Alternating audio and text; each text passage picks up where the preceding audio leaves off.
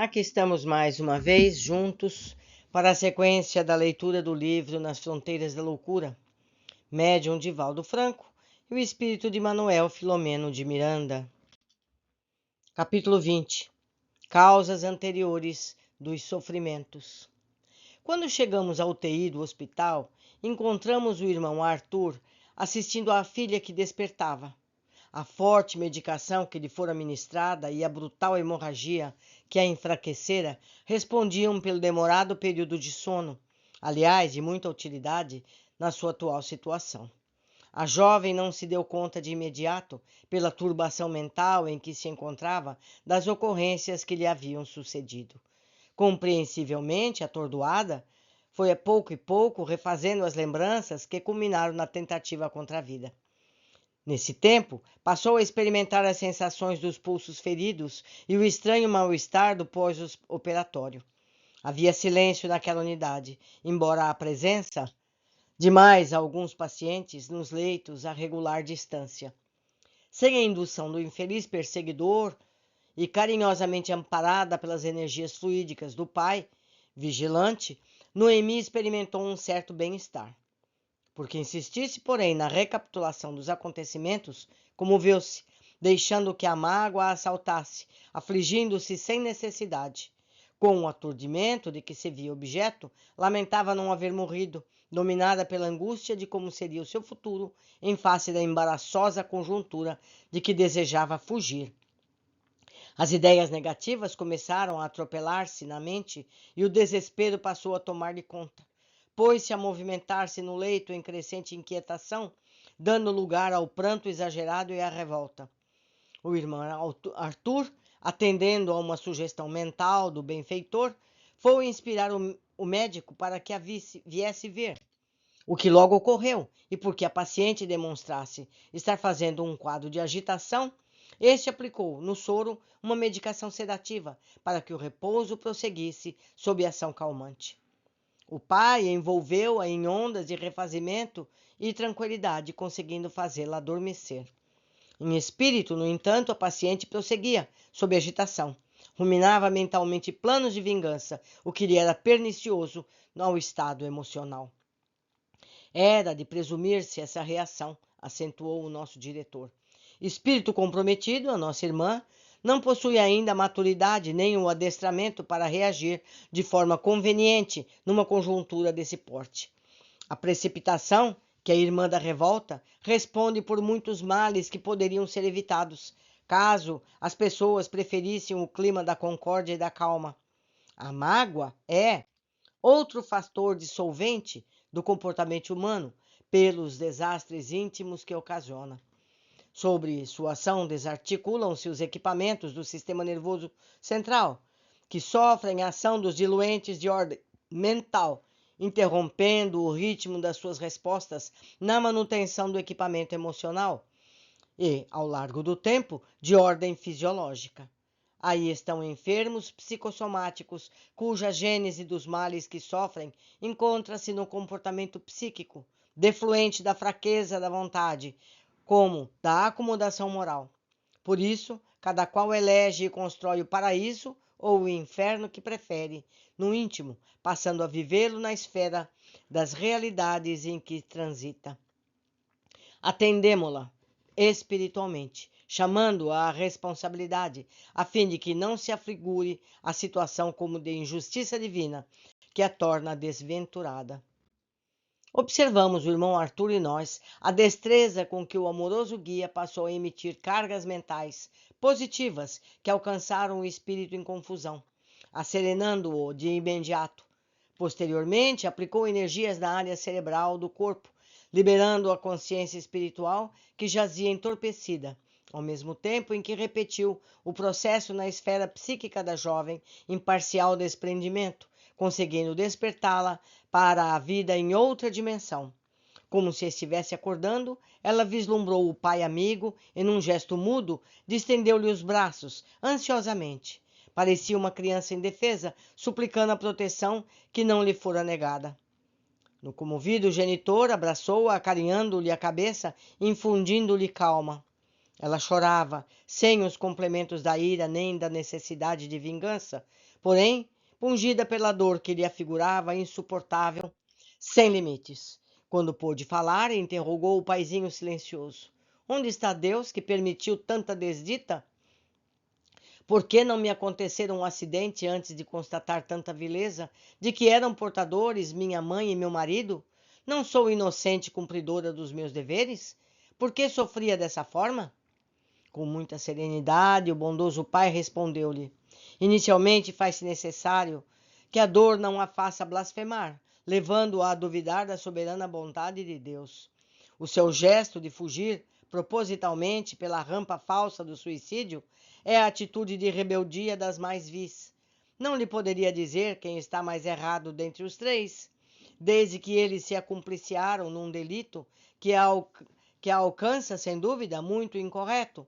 Não menos infeliz foi a solução que você buscou. Deus, minha filha, não é portador dos humanos caprichos, fiscal e punidor dos nossos erros, ou gratificador leviano dos nossos pequenos acertos, que não passam de um comportamento que nos faz bem.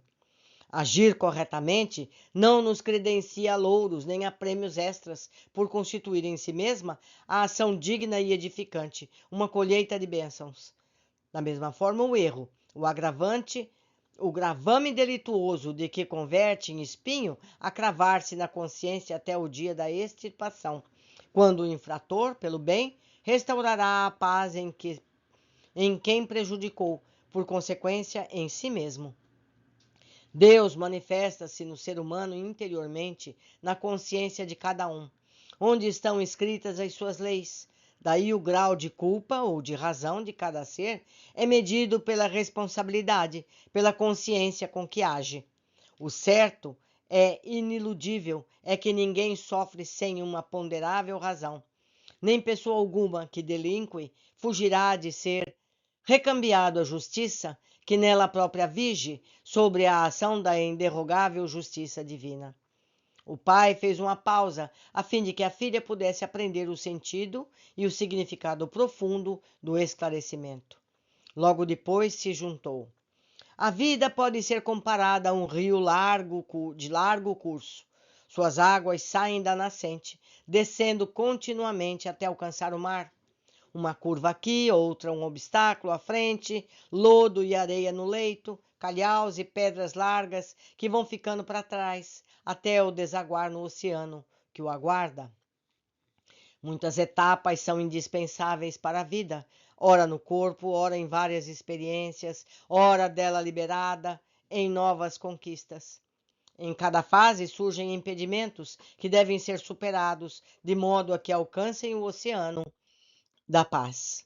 São assim as reencarnações em que todos nos encontramos submetidos para envolver o desejo e, sobre grande esforço pessoal, podemos superar inúmeras repetições, vencendo os empecilhos à força de decisão e trabalho contínuo. Nem todos, porém, agimos com essa correção, o que nos leva a repetir a experiência mal sucedida, refazendo-a até superá-la. Como efeito natural dessa nossa acomodação, quase indiferença pela vida reta, deixamos que nos anestesiem os centros do discernimento e derrapamos na volúpia das paixões grosseiras, praticando arbitrariedades e loucuras, corrompendo o corpo, a mente e a alma. A partir desse momento, a nossa ascensão feliz fica a depender da liberação do presídio, o erro em que nos fixamos. O Senhor, porém, a todos nos faculta resgatar, dando-nos contínuas oportunidades abençoadas que, apaixonados e mesquinhos, não sabemos ou não nos interessamos em valorizar. Muitas vezes, complicando a nossa atuação pela sistemática rebeldia que nos fixamos ou por desconsideração aos códigos da ordem universal. Eis porque nos é importante a fé religiosa, racional e clara, influenciando o nosso procedimento honrado, mesmo que sob chuvas de incompreensões, problemas e dores físicas ou morais, dos quais sairemos se agirmos com correção para a paz e a felicidade. Mas não é assim que normalmente ocorre. Vejamos o nosso problema especificamente, porquanto não me posso dissociar da sua e da aflição de Enalda e de Cândido.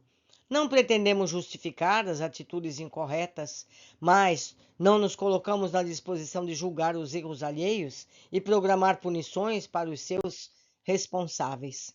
Para colhermos melhores elucidações, convidei nobre benfeitor de todos nós, a fim de que nos auxiliasse neste cometimento de suma importância para a sua paz. Graças ao Senhor, você pôde ser socorrida a tempo para prosseguir, considerando-se que a vida física é sublime, concessão que ninguém deve interromper, seja qual for a alegação em que se pretenda apoiar. O mentor aproximou-se, permitiu-se ver, condensando as suas energias na forma com a qual partira da terra. Trata-se do Dr. Bezerra de Menezes. Apresentou-se com simplicidade e respeito, que nos protege e ampara em nome de Jesus. A irradiação de bondade e ternura do amigo espiritual fascinou Noemi, que exclamou sinceramente comovida: Sim, já ouvi falar dele. É um anjo de luz. Não se equivoque, filha, interrompeu-lhe as referências encomismáticas que não aceitava. O Bezerra é muito humilde. Sou somente seu irmão, nas experiências da evolução transitoriamente desvestido do corpo físico. Eu bem compreendo a luta que todos travam na Terra pela sua ascensão. Aí estive da última vez, por um bom e útil período, aprendendo e trabalhando-me, a fim de errar menos e acertar, em definitivo, o passo com o bem, que ainda não logrei. A menina, como todos nós, vem de experiências muito ásperas, nas quais nem sempre agiu como deveria fazê-lo. Atuando com incorreção, atraiu animosidades e tombou nas armadilhas da insensatez, donde se deverá liberar na presente oportunidade. Utilizando-se do seu cabedal de forças psíquicas e dotado da superior acuidade de penetrar nos arquivos mentais dos espíritos, identificando-lhes as reencarnações, ele sugeriu a Noemi: Vejamos se você recorda. Durma um pouco, durma e sonhe com o seu passado. O passado próximo. Portugal, 1832, cidade do Porto. Recorde determinado conciliábulo em outubro desse ano. A jovem em espírito que dormia, subitamente estremeceu, agitando-se como se em sonho voltasse a viver acontecimentos apagados na memória anterior, como realmente era o que acontecia. As cenas que lhes ressurgiram, sob o convite do benfeitor, que lhe solicitou fixar-lhe o centro da memória, passaram-se a ser registradas também por nós. Eles viram como um filminho a lembrança da Noemi. A noite era úmida e fria. Embora a quadra outonal mal houvesse chegado, numa aldeia da circunvizinhança da cidade, em um casarão circundado de bem cuidado pomar, vários cavalheiros discutiam como proceder para a tomada de uma vingança política nos bastidores do ódio. Depois dos debates, que não ofereceram qualquer solução, uma dama de menos de 40 anos sugeriu: Raptemos a filha do infame, façamo-lo sofrer com a perda, demonstrando ao bandido que nos felicita que nesta terra há justiça. Referia-se à linda criança de 8 anos, aproximadamente, que se lhe desenhou na recordação, tanto quanto surgiu um clichê mágico, a figura do homem odiado. Não tive dúvidas de identificar na mulher cruel a atual Noemi, e na personagem detestada, o obsessor que lhe fora liberado naquele mesmo dia, no lance que nos referimos antes. Eram aqueles os dias difíceis em que a cidade estivera sitiada pelas tropas miguelistas, nas lutas rudes e graves entre os liberais e os absolutistas, os primeiros lideradas por Dom Pedro IV, que no Brasil abdicara, é o nosso Pedro I, pouco antes como Pedro I, e os segundos como Príncipe Dom Miguel, cujas lutas de partidos degeneraram na Guerra Civil no país, somente terminada anos mais tarde, em 1847, graças à intervenção anglo-espanhola. O cavalheiro enfocado era correligionário do príncipe Dom Miguel, do partido absolutista, portanto considerado traidor pelo grupo, que terminaria por tentar raptar-lhe a filhinha, numa escaramuça entre os dois grupos, na propriedade em que residia a família. No combate inglório morreu o Sr. Manuel Trindade, e ao ser sequestrada a criança, essa igualmente veio a falecer, em circunstâncias que não ficaram esclarecidas. Em verdade, o truculento raptor, enfurecido com o choro de desespero da pequenina, terminou por estrangulá-la, embora sem o querer. As cenas desenrolaram-se com celeridade, captadas por nós tanto quanto pelo irmão Arthur, demonstrando onde se iniciavam as razões dos atuais sofrimentos da jovem. Não se houvesse ela imiscuído nos ódios políticos e a muitas dores se teria poupado. Por sua vez, o Sr. Manuel, vitimado da luta, foi vencido pelo ódio que o cegou, lutando desde então por vingança. A filhinha liberou-se da situação e cresceu em espírito, aguardando com a avózinha o momento que só agora se dera em bênçãos lenificadoras. No grupo de apaixonados políticos, Noemi era uma dama de prestígio na comunidade que enviuvara, herdando aquela propriedade que se considerava um expressivo latifúndio. Soberba e egoísta, terminou por seduzir o capataz das suas terras, que provinha da região montanhosa de Vila Real, terminando por estimulá-lo a liberar-se da esposa mediante crime que ninguém tomou conhecimento. Ele agora renascido na roupagem carnal de Cândido e a esposa assassinada, ressuscitada na pessoa de Enalda. A sabedoria das leis, explicou o diretor prudente, reúne todas as personagens do velho drama no cenário do mundo a fim de que se elevem e pelo amor resgatem os delitos perpetrados, desde que complique a situação. Serão levados à compulsória do sofrimento, em expiação oportuna, através da qual reeducar-se-ão, crescendo para o bem. Portanto, minha filha, nenhum rancor, que é cultivo de urze na terra, no coração, nem programação de vingança, que constitui intoxicação venenosa a longo prazo. O perdão incondicional e a irrestrita confiança em Deus deverão tornar-se as alavancas impulsionadoras dos atos a serem vivenciados doravante. Movimentando recursos próprios, fez Noemi retornar à lucidez. A moça não ocultava preocupação, ora diferente. Parecia mais serena. Utilizando-se da pausa, indagou apreensiva. E saindo daqui, para onde irei?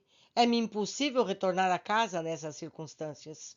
Concordamos que não será um pequeno esforço no momento, impraticável. Todavia, a divindade providencia.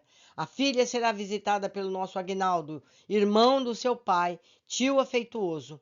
Tomando o conhecimento da tentativa de autodestruição e desconhecendo os motivos, ele a convidará para fazer a convalescença em sua casa, o que deverá ser aceito. Sem detalhar os infelizes sucessos, demonstre o interesse em desvincular-se legalmente do esposo. Ao ser por este visitada, apresente-lhe a ideia da separação amigável, sem escândalo de qualquer natureza, o que facilitará as coisas para todos. O Senhor auxiliará na reconstrução da vida, e o tio ser-lhe-á desventurado amigo, contribuindo para o prosseguimento da sua existência com os olhos postos no futuro. E eles? Inquiriu com leves resquícios de ressentimento. Cada um responde pelos seus atos. Eles viverão, e vivendo não ficarão indenes à reeducação que lhes chegará, quando for oportuno. Agora repouse, prepare-se para recuperar a saúde, superar todos os problemas, que serão sempre desafios para todos nós, que os devemos transformar em lições vitoriosas. Após resolvê-los, durma em paz, acorde depois sem revoltas. A jovem, em espírito, recebeu assistência conveniente que lhe foi também ministrada ao corpo. Após a operação fluidoterápica, tudo transpirava ordem e paz. Chegou um enfermeiro do posto central para prosseguir assistindo Noemi e cooperar com outros trabalhadores dedicados no hospital nos socorros aos demais pacientes ali em tratamento. Vejam só, meus amigos, como tudo tem razão de ser. E eu tenho um hábito que eu vou passar aqui a vocês. Quando a gente tem um problema de qualquer natureza, um problema de qualquer tamanho, um pequeno ou um grande problema, eu costumo me perguntar: o que eu preciso aprender com isso? Porque quando um problema chega e você pergunta o que eu tenho que aprender com isso, o problema deixa de ser problema e passa a ser uma lição. E como lição, a gente aprende e supera com facilidade. Não é verdade? Tem funcionado. Espero que vocês também consigam superar com essa receitinha. Por hoje ficamos por aqui. Aguardo todos vocês no próximo capítulo. Abraços!